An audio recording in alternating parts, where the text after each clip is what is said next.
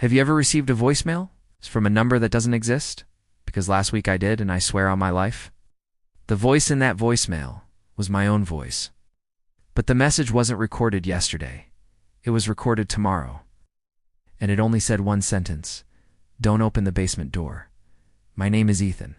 I'm not the kind of person who believes in ghosts or curses. I'm a normal guy. I work from home, I drink too much coffee, and I rent a small house in a quiet neighborhood in Ohio. The house is old, but cheap. It's the kind of place that smells like dust and forgotten years. The landlord warned me about one thing before I moved in. He said, "Just don't go into the basement. The lock is broken, and it's dangerous." I laughed. I thought it was just an old, creepy basement. But after what happened, one wish I had listened. It happened on a Tuesday night. I was editing a project on my laptop when my phone vibrated. Unknown number. No caller ID, no area code. Just a blank screen and one missed call. A second later, a voicemail notification popped up that was strange, because my phone usually blocks unknown numbers. I played it. At first, it was just static, like someone breathing into a microphone. Then, a voice that made my stomach drop. It was me. My voice, whispering like I was terrified. "Ethan, don't open the basement door, please. Don't." Then the voicemail ended. I sat there frozen, staring at my phone. I replayed it. Same message, same fear, same shaky breath. But here's the worst part. When I checked the voicemail timestamp, it said it was recorded at 3:17 a.m. tomorrow. I told myself it was a prank. Maybe my phone glitched. Maybe someone used AI to copy my voice. But the message felt too real. The breathing, the shaking. I could hear something else in the background too. Faint sound like scratching, like nails dragging across wood. That night, I barely slept. I kept checking the time. 2:50 a.m. 3:05 a.m.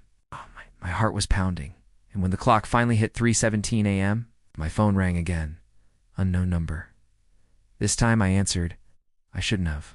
The moment I said hello, there was silence. Then I heard my own voice again. But it wasn't speaking to me. It was speaking to someone else. Like I was recording a conversation. "Stop. Stay back. Don't come up." Then another sound. Deep, wet sound. Like something heavy crawling. And then a voice that wasn't human. It sounded like someone trying to speak with a throat full of water. It whispered, "Basement, door, open." My hand started shaking. I hung up immediately, and right after that, I heard something downstairs. A loud, slow thud. From underneath the house. From the basement. I grabbed a flashlight and walked to the basement door. It was in the kitchen, behind a small wooden panel. The door was old, scratched, and the handle looked like it had been twisted 1,000 times. I leaned down, and that's when I noticed something that made my blood turn cold. There were fingerprints.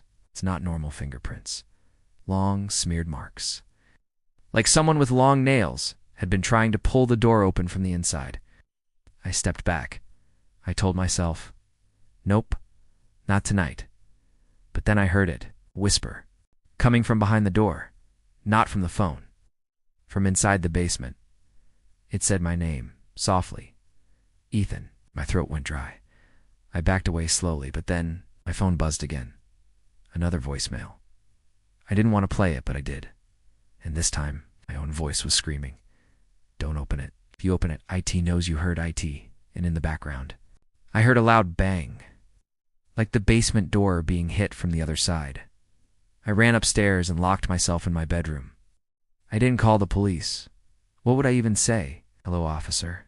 My basement is whispering." I sat on the bed, staring at the door. Then at exactly 3:33 a.m., I heard something downstairs. Sharp crack, but snapping. Then a slow, creaking sound like the basement door opening, and then footsteps. But not normal footsteps. More like dragging, like something pulling itself across the floor. The sound moved from the kitchen to the hallway, toward the stairs, toward me. I held my breath. The footsteps stopped. Silence. Then a shadow appeared under my bedroom door. But the shape wasn't human. It was too tall, too thin, and its head looked wrong, like it was tilted sideways. Then I heard it breathing, outside my door. Slow, wet, and then it whispered again. But this time, it wasn't calling my name. It was copying my voice perfectly. It said, "Ethan, it's okay. Open the door." My eyes filled with tears because I realized something horrifying. Whatever was outside was learning. It was practicing. It was trying to become me. I grabbed my phone and turned on the camera. I don't know why. Maybe I thought I could record proof. Maybe I wanted to see if it was real. I slowly opened the camera app, pointed it at the bedroom door. But what I saw made my entire body freeze.